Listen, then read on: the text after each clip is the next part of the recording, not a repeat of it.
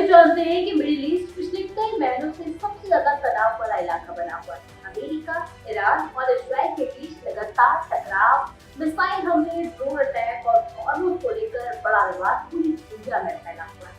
लेकिन अब अचानक से अमेरिकी राष्ट्रपति डोनाल्ड ट्रंप ने दावा किया है कि अमेरिका और इजराइल ने ईरान पर नए हमले रोकने का बड़ा फैसला किया है और एक नए समझौते की दिशा में तेजी से काम चल रहा है। अब इन सबके बीच जो सबसे बड़ा सवाल है वो यही है कि क्या सच में युद्ध खत्म होने वाला है? ट्रंप ने अचानक अपना रुख क्यों बदल लिया और आखिर ऐसा क्या हुआ है कि जो अमेरिका कुछ दिन पहले हमले की तैयारी कर रहा था, वही अमेरिका अब समझौते की बात कर रहा है। और सबसे है, क्या ईरान भी इस समझौते के लिए तैयार है?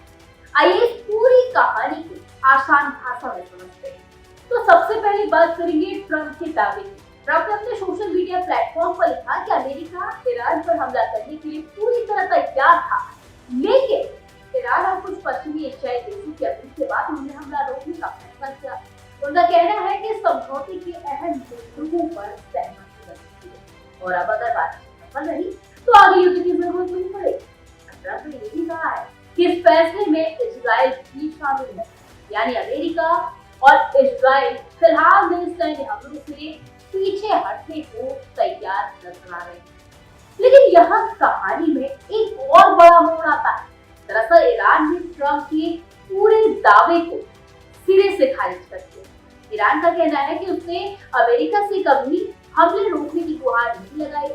उल्टा ईरानी मीडिया का दावा है कि अमेरिका खुद दबाव में आकर पीछे हट रहा है। ईरान ने तो यहाँ तक आरोप लगाया है कि ट्रंप खाड़ी देशों पर दबाव बनाने के लिए ऐसी बातें कर रहे हैं, यानी एक तरफ ट्रंप समझौते की बात कर रहे हैं तो दूसरी तरफ ईरान कह रहा है कि ऐसा कोई भी समझौता हुआ ही नहीं है। अब सवाल उठता है कि आखिर ट्रंप ने अपना रुख क्यों बदला है? क्यों ट्रंप इतनी अलग अलग बातें करते हुए नजर आ रहे हैं? दरअसल इसके पीछे कई वजह है और कई वजह इस बयान के पीछे भी बताई जा रही है।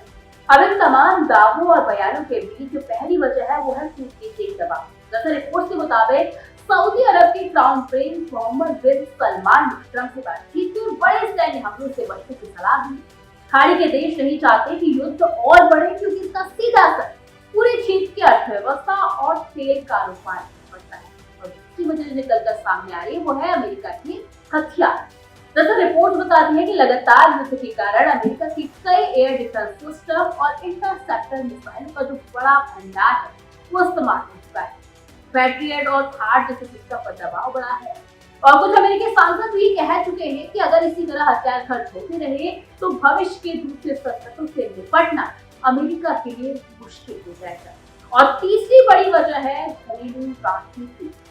दरअसल अमेरिका में बड़ी संख्या में लोग इस युद्ध के खिलाफ हैं। लगातार बढ़ते सैन्य खर्च और तेल की कीमतों ने आम लोगों की जेब पर सीधा असर डाला और ऐसे में ट्रंप पर राजनीतिक दबाव भी बढ़ रहा है।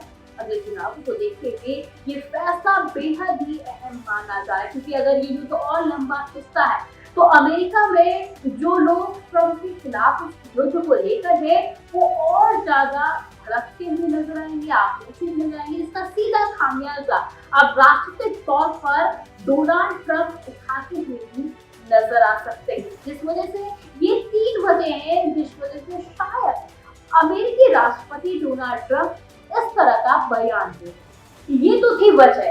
तो आप बात करते हैं उस नए समझौते की जिसकी चर्चा डोनाल्ड ट्रंप कर रहे हैं।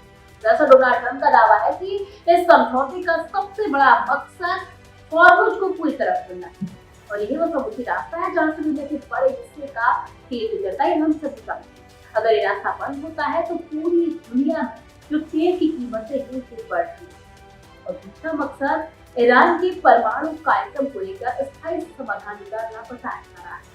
हालांकि अभी तक इस समझौते का कोई भी आधिकारिक मसौदा सामने निकल कर नहीं आया है और ये भी साफ नहीं हुआ है कि बातचीत में कौन कौन से देश शामिल हुए हैं और मध्यस्थ कौन है। और उधर ईरान ने साफ कर दिया है कि हॉर्मुज को लेकर उसका रुख नहीं बदला है। उसका कहना है कि युद्ध से पहले जैसी स्थिति अब वापस नहीं आएगी, यानी इस मुद्दे पर दोनों देशों के बीच अभी भी बड़ा मतभेद बना हुआ है और इतना ही नहीं, ईरान ने अमेरिका और उसके सहयोगी को भी सीधे तौर पर चेतावनी दी है कि अगर उसके ऊर्जा ठिकानों पर हमला हुआ तो वो भी जवाबी कार्रवाई करने से पीछे नहीं हटेगा। यानी साफ है, जमीन पर तनाव अभी पूरी तरह खत्म नहीं हुआ है और जो दावे किए जा रहे हैं, जो समझौतों को लेकर बयान सामने आ रहे हैं, उनमें उनको पूरी तरह से सही मानना फिलहाल गलत नजर आ रहा है।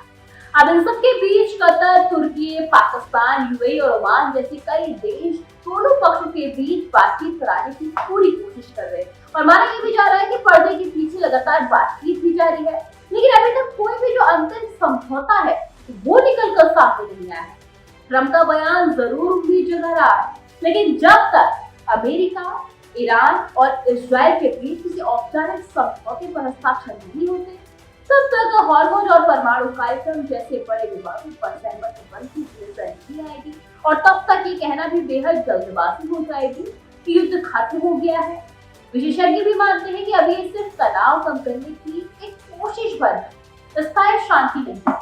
अब एक छोटी सी घटना भी तो फिर से आपके सामने आ सकती है। यानी फिलहाल मिसाइलें भले ही शांत होती हुई नजर आ रही है, लेकिन बारूद अभी भी पूरी तरह से तैयार नहीं हुआ है।